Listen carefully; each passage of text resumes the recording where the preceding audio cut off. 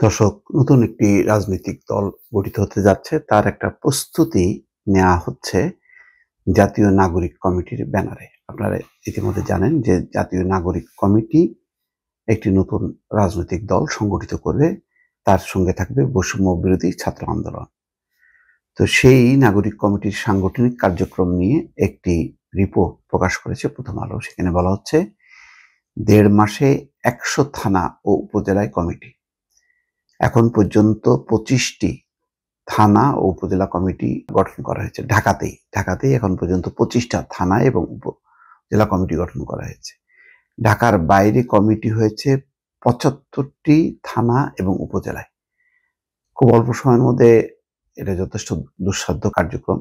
যদিও অনেকে মনে করেন যে আগামী দিনের রাজনীতিতে যেহেতু জাতীয় নাগরিক কমিটি তাদের নেতৃত্বে যে রাজনৈতিক দল হবে সেটি যথেষ্ট পরিমাণ ভালো অবস্থানে থাকবে, সরকারে থাকতে পারে অথবা নির্বাচনে ভালো একটি অবস্থান নিতে পারে।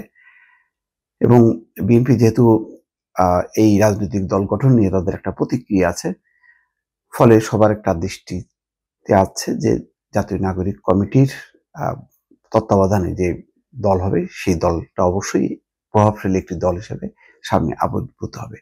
সেই কারণে মানুষের মধ্যে কৌতূহল আছে, যারা রাজনীতি সচেতন তারাও এই দলটি ব্যাপারে তাদের মনোযোগ আছে, নতুন কিছু উপহার দেবে এমন একটি বিষয় সবার মধ্যে ধারণা লাভ করেছে। প্রথম আলো যে এই রিপোর্টটি দিয়েছে সেই রিপোর্টে বলা হচ্ছে যে সাংগঠনিক কাঠামো বিস্তৃতির অংশ হিসেবে গত ১.৫ মাসে দেশের ১০০টি থানা ও উপজেলায় প্রতিনিধি কমিটি গঠন করেছে জাতীয় নাগরিক কমিটি। একটি নতুন রাজনৈতিক দল গঠনের লক্ষ্যে দেশের থানা এবং উপজেলা পর্যায়ে এখন কমিটি করছে তারা। এ পর্যন্ত সব কমিটি মিলিয়ে জাতীয় নাগরিক কমিটির প্রতিনিধির সংখ্যা দাঁড়িয়েছে ১০,৫০৮ জন, অর্থাৎ ১০,৫০০ প্রতিনিধি হয়েছে জাতীয় নাগরিক কমিটির সদস্য।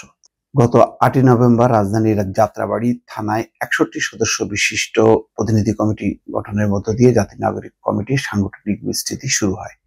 দেশের সব থানায় প্রতিনিধি কমিটি গঠনের মধ্য দিয়ে আগামী ২ মাসের মধ্যে নতুন রাজনৈতিক দল গঠনের আনুষ্ঠানিক ঘোষণা দিতে চায় তারা।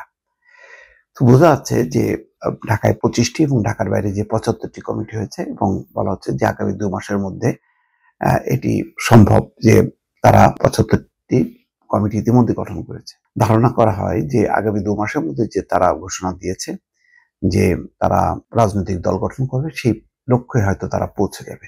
শুধু তাই না, লক্ষ্য আরো অনেক দূরে। এই দল আগামী নির্বাচনে অংশ নেবে খুব শক্তভাবে, সেটাও তারা প্রতিশ্রুতিবদ্ধ।